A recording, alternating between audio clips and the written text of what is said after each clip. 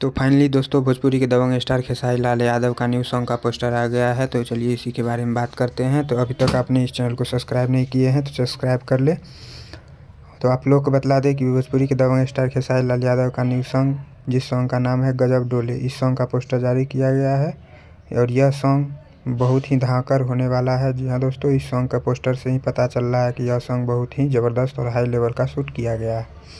और इस सॉन्ग के बारे में आप लोगों को बतला दें कि इस सॉन्ग को लिखे हैं अभिषेक भोजपुरिया और इस सॉन्ग में संगीत दिए हैं जय गुरुदेव। जी हाँ दोस्तों, इस सॉन्ग को लिखे हैं अभिषेक भोजपुरिया और संगीत दिए हैं जय गुरुदेव ने। और इसको गाए हैं भोजपुरी के दबंग स्टार खेसारी लाल यादव और प्रियंका सिंह ने। जी हाँ दोस्तों, इस सॉन्ग को गाए हैं भोजपुरी के दबंग स्टार खेसारी लाल यादव और प्रियंका सिंह ने।